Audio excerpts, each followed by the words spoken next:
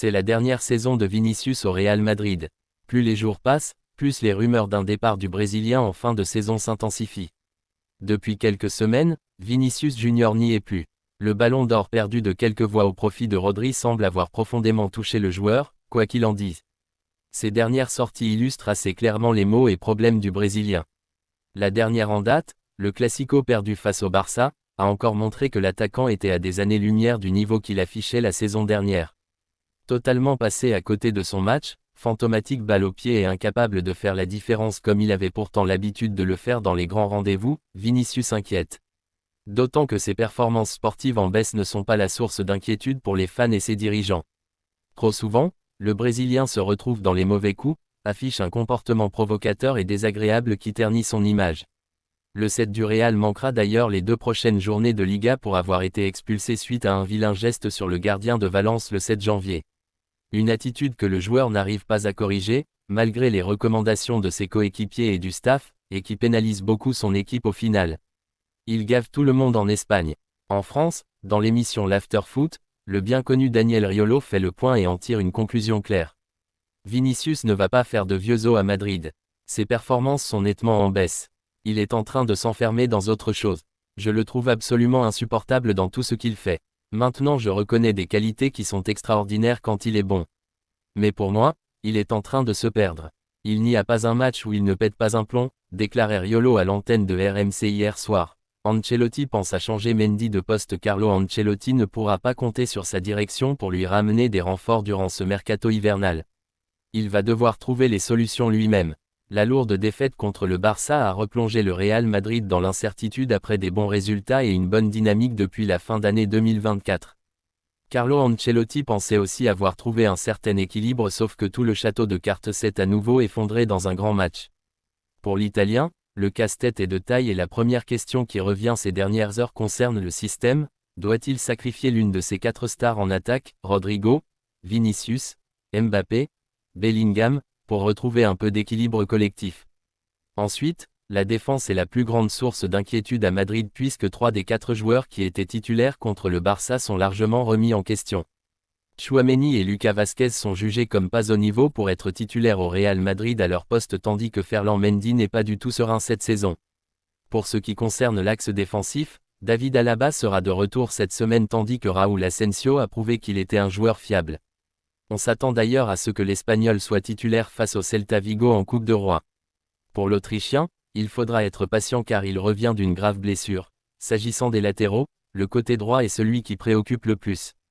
L'alternative la plus crédible consiste à faire reculer Fede Valverde mais l'Uruguayen est précieux dans l'entrejeu pour Carlo Ancelotti. Le jeune Loren Aguado est la 2e option et Ferland Mendy la 3e. En effet, Marca nous informe que l'Italien envisage l'idée de faire basculer le Français à droite et ainsi utiliser Camavinga ou Fran Garcia sur le côté gauche de la défense. Sans oublier David Alaba qui fut à une époque latéral gauche avant de se recentrer au fil de sa carrière. Real Madrid, Güler refuse une offre d'envergure. Dans le viseur du Bayer Leverkusen pour remplacer Florian Wirtz, probablement sur le départ l'été prochain, Arda Güler ne semble pas intéressé par l'idée.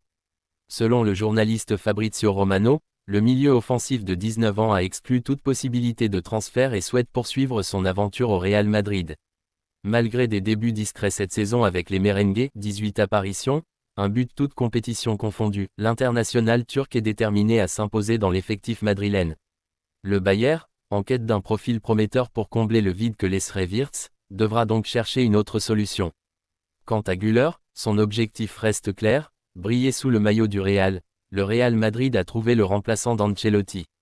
Real Madrid, la pression monte sur Carlo Ancelotti après la défaite en Supercoupe, alors que le Real Madrid cherche un remplaçant pour l'entraîneur italien. Le Real Madrid a trouvé le remplaçant d'Ancelotti. Real Madrid, la pression monte sur Carlo Ancelotti après la défaite en Supercoupe, alors que le Real Madrid cherche un remplaçant pour l'entraîneur italien. Le Real pourrait remplacer Ancelotti l'été prochain. Pression accrue sur l'entraîneur italien. A perdu 5-2 contre le Barça en finale de la Supercoupe d'Espagne. Qu'est-ce qui s'est passé? Los Blancos ont connu une campagne difficile dans la première moitié de la saison 2024-25e, se retrouvant 2e en Liga et 20e en Ligue des Champions. Ils ont cependant Qu'est-ce qui s'est passé? Los Blancos ont connu une campagne difficile dans la première moitié de la saison 2024-25e, se retrouvant 2e en Liga et 20e en Ligue des Champions. Ils ont cependant remporté 2 trophées, la Supercoupe de l'UEFA et la Coupe intercontinentale, mais leur dernière défaite écrasante 5-2 aux mains de leur rivaux Barcelone en finale de la Supercoupe d'Espagne a mis un point d'interrogation sur l'avenir d'Ancelotti au stade Santiago Bernabéu. La vue d'ensemble. Selon Relevo, le président du club Florentino Pérez et d'autres responsables sont mécontents des choix d'équipe et des tactiques de l'entraîneur italien. Son soutien constant à Aurélien Tchouaméni, malgré la mauvaise forme du Français, a irrité les dirigeants du club. Ils sont également mécontents de la décision d'Ancelotti de ne pas utiliser plus souvent le diplômé de l'académie Raúl Asensio.